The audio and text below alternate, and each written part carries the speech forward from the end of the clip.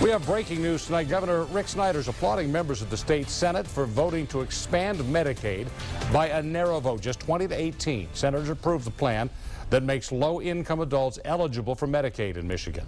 The move is expected to cut Michigan's 1 million uninsured by nearly half. It's a major step forward as Michigan moved towards becoming the 24th state to embrace a key component of the Affordable Care Act.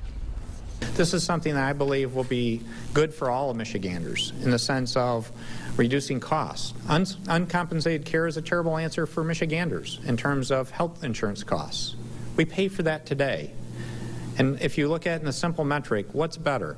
To have someone forced to go to the ER and how expensive that is versus seeing a primary care physician and doing preventative care. It's a better answer. The bill now heads to the State House where it's expected to pass.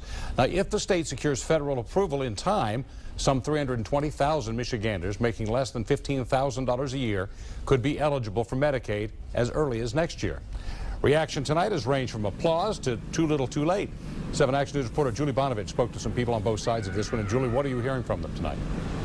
We're hearing a lot, Steve, and as you know, this was happening fast tonight, so we were calling people and lawmakers trying to get their reaction on this. The first person that I was able to get a hold of did a Skype interview with Marianne Udall Phillips. Now, she's the director for the Center for Health Research and Transformation. It's a nonprofit, non-partisan partnership between U of M and Blue Cross Blue Shield. Now, they did a study with this expansion to see what the effects would be on the economy. They believe that it will save the economy millions of dollars because it keeps people working. So she says it's a win for both people, businesses, and hospitals.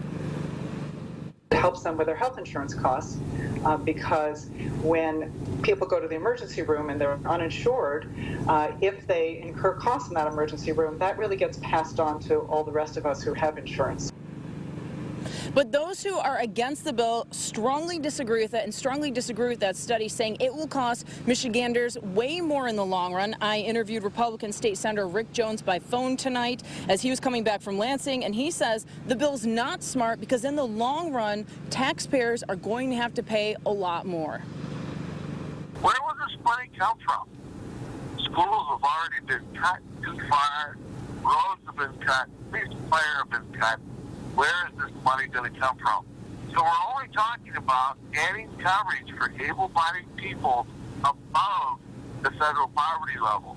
Where will this money come from?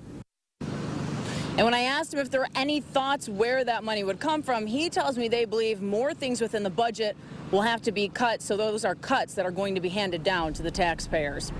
We're live reporting. Julie Bonovich, 7 Action News. Julie, thank you for the reaction to that tonight. By the way, the final vote count does speak for a very divided Senate on this issue. The breakdown, 8 Republicans voted yes, along with 12 Democrats.